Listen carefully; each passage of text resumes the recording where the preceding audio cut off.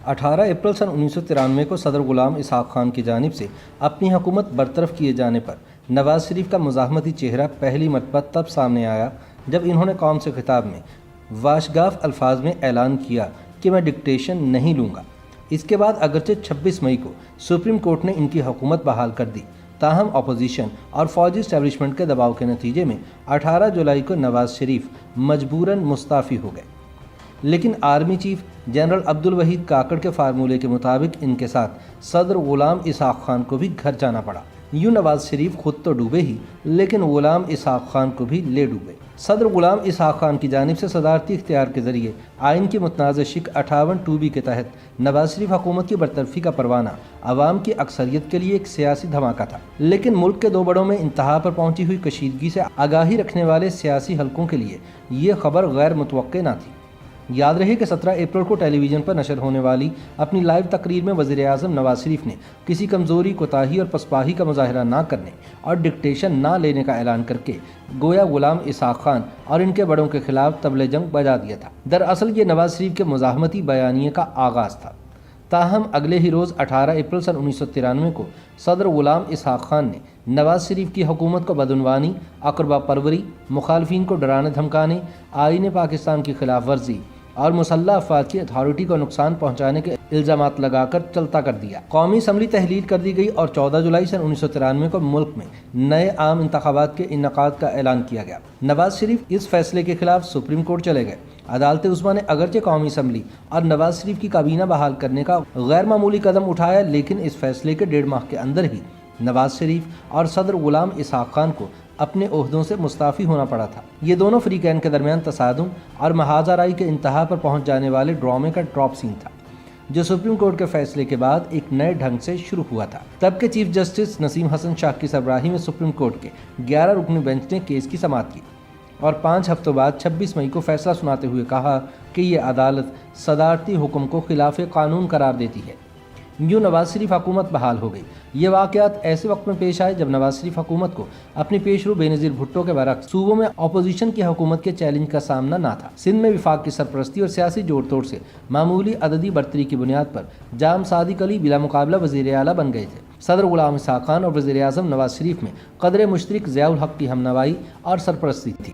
ان دونوں کے مشترکہ ماضی اور سیاسی میراث کی تال میل کو خوشگوار ذاتی تعلق اور مثالی سیاسی نظام کا موجب ہونا چاہیے تھا، مگر حکومت سازی کے دوسرے برس سے ہی کھچاؤ اور بدگمانی کے سائے بڑھتے چلے گئے۔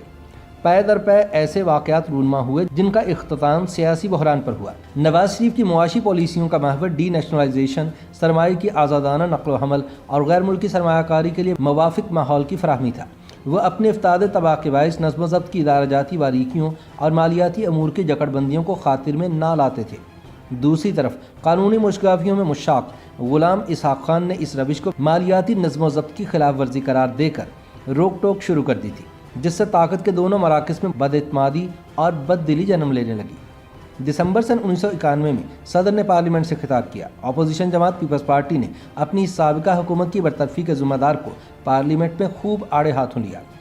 گو بابا گو کے نعروں میں صدر کے خطاب کے دوران حکومتی اراکین خاموشی سے بیٹھے رہے۔ صدر مملکت کو یہ غیر جانبداری بری طرح کھٹکنے لگی۔ اس واقعے کے کچھ ہی عرصے بعد غلام اسحاق خان کے معتمد خاص جلال حیدر زیدی کو وزیر اعظم نے منصب سے ہٹا دیا، جبکہ بینظیر بھٹو کی حکومت میں غلام اسحاق خان کے نفس ناطقہ صاحبزادہ یعقوب علی خان کو خصوصی اہتمام اور اصرار کے ساتھ وزارت خارجہ کے منصب پر فائز رکھا گیا تھا۔ ان دونوں شخصیات کے ساتھ عزیز منشی اور وداد خان بھی صدر کے قریب تھے۔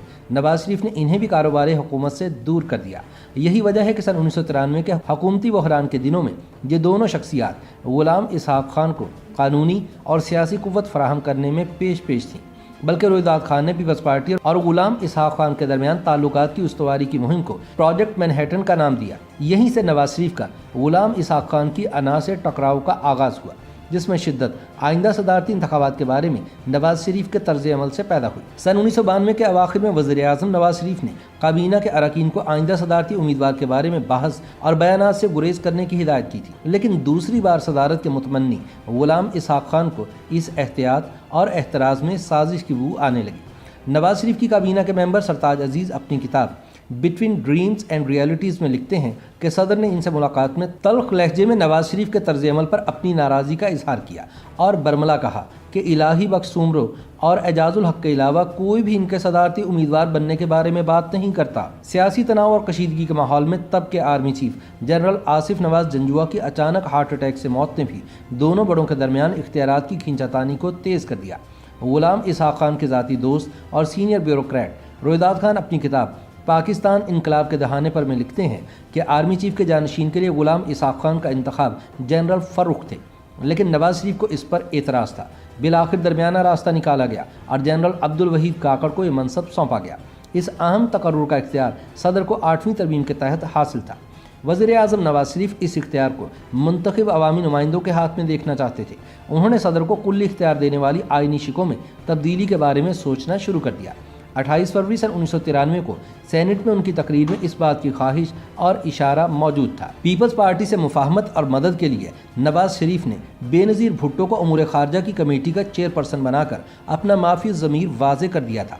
आइनी तरमीम का इशारा करके गोया वज़ीर आज़म नवाज शरीफ ने सदर गुलाम इसहाक खान के खिलाफ ऐलान जंग कर दिया था। इसी चपकलिश के दौरान मुस्लिम लीग में नवाज शरीफ मुखालिफ एक धड़ा तश्कील दे दिया गया, जिसमें हामिद नासिर चट्ठा नुमाया थे। इन समेत 3 वफाकी वज़रा ने काबीना से इस्तीफ़ा दे दिया। इनके बारे में तासुर था कि यह कदम ऐवान सदर की मंशा से उठाया गया था, क्योंकि इनमें इसहाक खान के दामाद अनवर सैफुल्ला भी शामिल थे। नवाज शरीफ ने इफ्तिखार गिलानी और महमूद खान अचकज़ई के ज़रिए लंदन में मुकीम बेनज़ीर भुट्टो से राबिता किया। दूसरी जानिब फ़ारूक अहमद खान लगारी और आफ्ताब अहमद खान शेरपाओ रोहिदाद खान के ज़रिए इसहाक खान से राबिता किए हुए थे।